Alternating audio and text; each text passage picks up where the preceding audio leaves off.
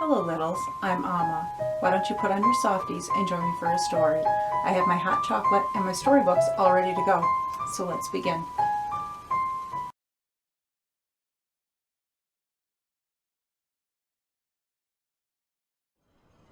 Hello, littles. Today we're going to read The Drummer by the Brothers Grimm. A young drummer went out quite alone one evening into the country and came to a lake on the shore of which he perceived 3 pieces of white linen lying. "What fine linen," said he, and he put one piece in his pocket. He returned home, thought no more of what he had found, and went to bed. Just as he was going to sleep, it seemed to him as if someone was saying his name. He listened and was aware of a soft voice which cried to him, "Drummer, drummer, wake up." As it was a dark night, he could see no one, but it appeared to him that a figure was hovering about his bed. "What do you want?" he asked. "Give me back my dress," answered the voice, "that you took away from me last evening by the lake." "You shall have it back again," said the drummer, "if you will tell me who you are." "Ah," replied the voice, "I am the daughter of a mighty king, but I have fallen into the power of a witch, and am shut up on the glass mountain. I have to bathe in the lake every day with my 2 sisters, but I cannot fly back again without my dress. My sisters have gone away, but I have been forced to stay behind. I entreat you to give me back my dress." "Be easy, poor child," said the drummer. "I will willingly give it back to you." He took it out of his pocket and reached it to her in the dark. She snatched it in haste and wanted to go away with it. "Stop a moment. Perhaps I can help you." "You can only help me by ascending the glass mountain and freeing me from the power of the witch. But you cannot come to the glass mountain, and indeed, if you were quite close to it, you could not ascend it." "When I want to do a thing, I can always do it," said the drummer. "I am sorry for you, and I have no fear of anything, but I do not know the way which leads to the glass mountain." "The road goes through the great forest in which the man-eaters live," she answered, "and more than that I dare not tell you." And then he heard her wings quiver, and she flew away. By daybreak the drummer arose, buckled on his drum, and went without fear straight into the forest. After he had walked for a while without seeing any giants, he thought to himself, "I must waken up these sluggards." And he hung his drum before him and beat such a reveille that the birds flew out from the trees with loud cries. It was not long before a giant who had been lying asleep among the grass rose up and was as tall as a fir tree. "Wretch," cried he, "what art thou drumming here for, and waking me out of my best sleep?" "I am drumming," he replied, "because I want to show the way to the many thousands who are following me." "What do they want in my forest?" demanded the giant. "They want to put an end to thee and cleanse the forest of such a monster as thou art." "Oh ho," said the giant, "I will trample you all to death like so many ants." "Dost thou think thou can do anything against us?" said the drummer. "If thou stoopest to take hold of one, he will jump away and hide himself. But when thou art lying down and sleeping, they will come forth from every thicket and creep up to thee. Every one of them has a hammer of steel in his belt, and with that they will beat in thy skull." The giant grew angry and thought, "If I meddle with the crafty folk, it might turn out badly for me. I can strangle wolves and bears, but I cannot protect myself from these earthworms." "Listen, little fellow," said he, "go back again, and I will promise you that for the future I will leave you and your comrades in peace. And if there is anything else you wish for, tell me, for I am quite willing to do something to please you." "Thou hast long legs," said the drummer, "and can run quicker than I. Carry me to the glass mountain, and I will give my followers a signal to go home, and they shall leave thee in peace this time." "Come here, worm," said the giant. "Seat thyself on my shoulder. I will carry thee where thou wishest to go." The giant lifted him up, and the drummer began to beat his drum up aloft to his heart's delight. The giant thought, "That is the signal for the other people to turn back." After a while, a second giant was standing in the road, who took the drummer from the first and stuck him in his buttonhole. The drummer laid hold of the button, which was as large as a dish, held on by it, and looked merrily around. Then they came to a third giant, who took him out of the buttonhole and set him on the rim of his hat. Then the drummer walked backwards and forwards up above and looked over the trees, and when he perceived a mountain in the blue distance, he thought, "That must be the glass mountain." And so it was. The giant only made 2 steps more, and they reached the foot of the mountain, where the giant put him down. The drummer demanded to be put on the summit of the glass mountain, but the giant shook his head, growled something in his beard, and went back into the forest. And now the poor drummer was standing before the mountain, which was as high as if 3 mountains were piled on top of each other, and at the same time as smooth as looking glass, and did not know how to get up. He began to climb, but that was useless, for he always slipped back again. If one was a bird now, thought he, but there was no good of wishing, no wings grew for him. While he was standing thus, not knowing what to do, he saw, not far from him, 2 men who were struggling fiercely together. He went up to them and saw that they were disputing about a saddle, which was lying on the ground before them, and which both of them wanted to have. "What fools you are," he said, "to quarrel about a saddle when you have no horse for it." "The saddle is worth fighting about," answered one of the men. "Whosoever sits on it and wishes himself in any place, even if it should be the very end of the earth, gets there the instant he has uttered the wish. The saddle belongs to us in common. It is my turn to ride on it, but that other man will not let me do it." "I will soon decide the quarrel," said the drummer, and he went to a short distance and stuck a white rod in the ground. Then he came back and said, "Now run to the goal, and whoever gets there first shall ride first." Both put themselves into a trot, but hardly had they gone a couple of steps before the drummer swung himself onto the saddle, wished himself on the glass mountain, and before anyone could turn around, he was there. On the top of the mountain was a plain. There stood an old stone house, and in front of the house lay a great fish pond, but behind it was a dark forest. He saw neither men nor animals. Everything was quiet. Only the wind rustled amongst the trees, and the clouds moved by quite close above his head. He went to the door and knocked. When he had knocked for the 3rd time, an old woman with a leathered face and red eyes opened the door. She had spectacles on her long nose and looked sharply at him. Then she asked what he wanted. "Entrance, food, and a bed for the night," replied the drummer. "Thou shalt have it," said the old woman, "if thou wilt perform 3 services in return." "Why not?" he answered. "I am not afraid of any kind of work, however hard it may be." The old woman let him go in and gave him some food and a good bed at night. The next morning, when he had his sleep out, she took a thimble from her wrinkled finger, reached it to the drummer, and said, "Go to work now, and empty out the pond with this thimble, but thou must have it done before night, and must have saw out all of the fishes which are in the water, and laid them side by side according to their kind and size." "That is strange work," said the drummer. But he went to the pond and began to empty it. He bailed the whole morning. But what can anyone do to a great lake with a thimble, even if he were to bail for 1,000 years?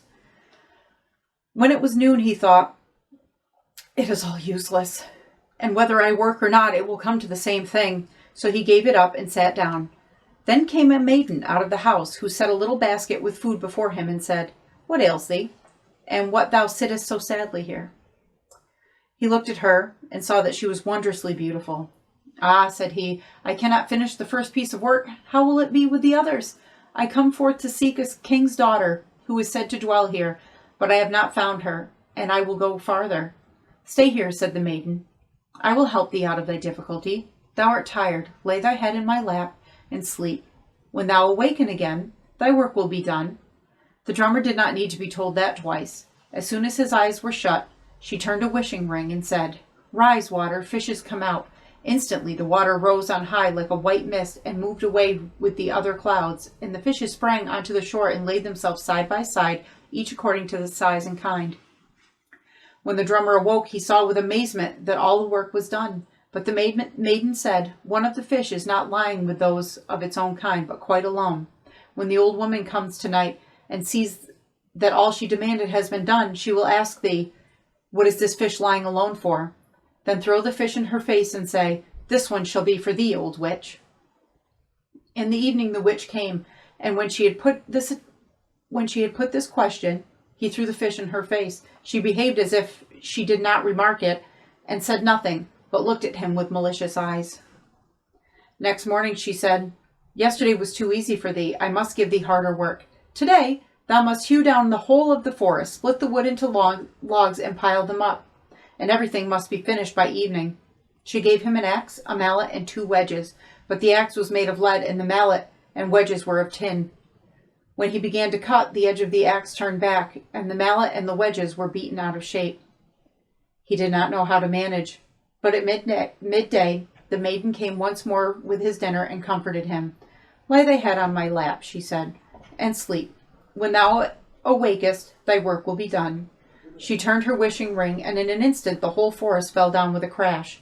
The wood split and arranged itself in heaps, and it seemed just as if unseen giants were finishing the work. When he awoke, the maiden said, "Dost thou see that the wood is piled up and arranged? One bough alone remains.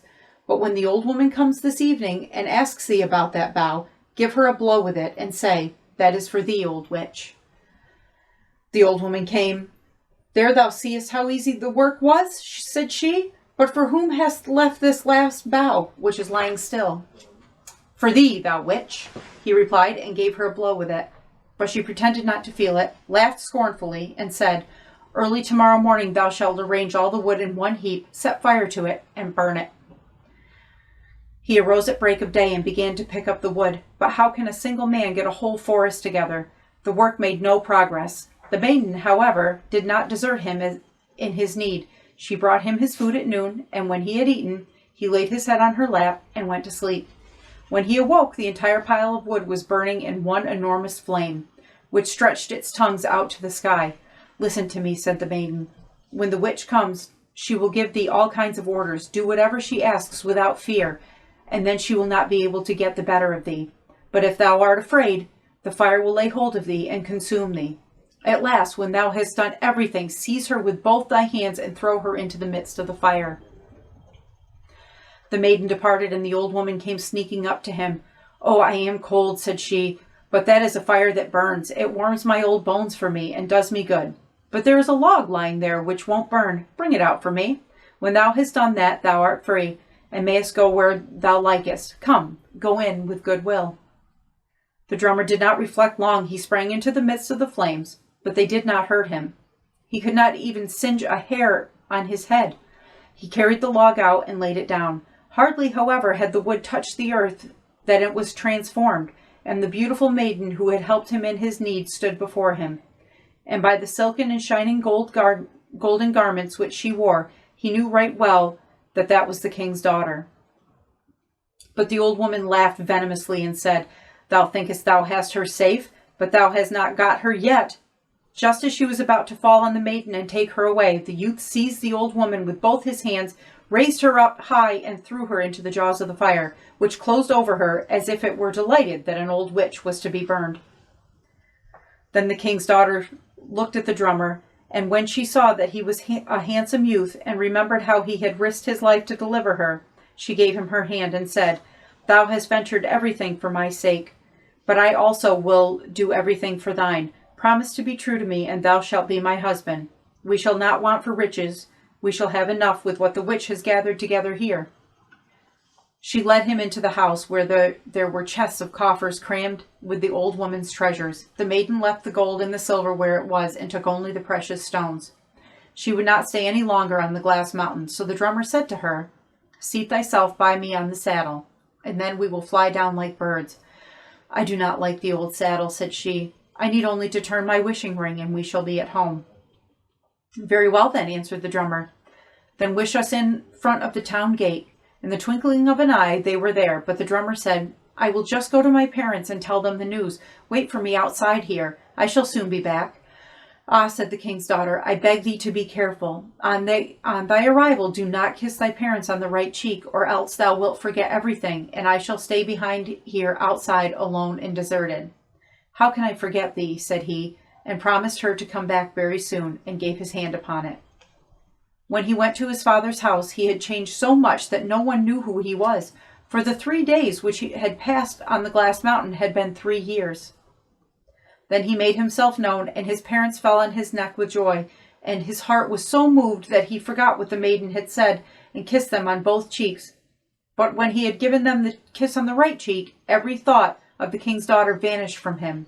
He emptied out his pockets and laid handfuls of the largest jewels on the table. The parents had not the least idea what to do with the riches.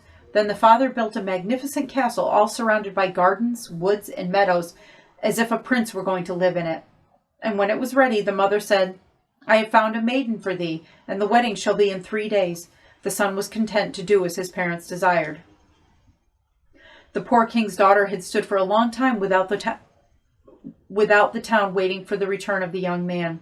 When evening came, she said, "He must certainly have kissed his parents on the right cheek and has forgotten me." Her heart was full of sorrow. She wished herself into a solitary little hut in a forest, and would not return to her father's court. Every evening she went into the town and passed the young man's house. Often he saw her, but he no longer knew her. At length she heard the people saying, "The wedding will take place tomorrow." Then she said, "I will try if I can win his heart back." On the first day of the wedding ceremony, she turned her wishing ring and said, "A dress as bright as the sun." Instantly, the dress lay before her, and it was as bright as if it had been woven of real sunbeams. When all the guests were assembled, she entered the hall. Everyone was amazed at the beautiful dress, and the bride most of all. And as pretty dresses were the things that she had most delight in, she went to the stranger and asked if she would sell it to her. "Not for money," she answered, "but if I may pass the first night outside the door of the room where your betrothed sleeps, I will give it up to you." The bride could not overcome her desire and consented, but she mixed a sleeping draught with the wine her betrothed took at night, which made him fall into a deep sleep.